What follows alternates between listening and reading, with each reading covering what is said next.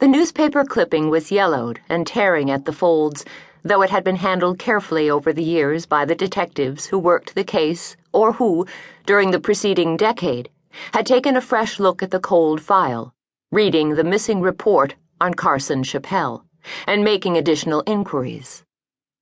Unable to come up with any new leads, each had committed the folder once again to limbo among the department's unresolved cases.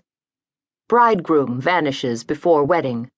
Local resident Carson Chappell, senior partner of the accounting firm of Chappell and Gibbs, did not appear for his wedding on Sunday afternoon at Community Church and has not been heard from for nearly a week.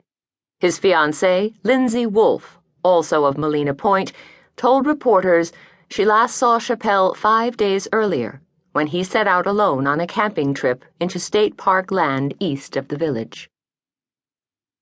The file contained a dozen such articles clipped from Central California papers, as well as the detective's original interview with the would-be bride, his case notes, random notes by the various officers who had later studied the case, and several human interest pieces published over the intervening years.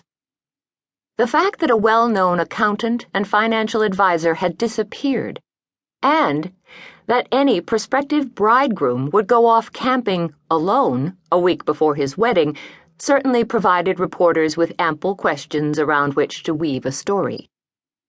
The most recent clipping in the file, however, did not mention Carson Chappell. It was dated just this previous week, 10 years after Chappell's disappearance, and had been cut from the San Francisco Chronicle. This was the article that currently interested Detective Dallas Garza as he sat at his desk talking on the phone with Lindsay Wolfe, the clipping lying on the desk before him. Remains of hiker found in seaside treehouse. The skeleton of a man was discovered last evening in a makeshift treehouse shelter on the central Oregon coast by a group of Boy Scouts on a weekend camping trip. The victim had apparently died from gunshot wounds, and 2 bullets were recovered by sheriff's deputies.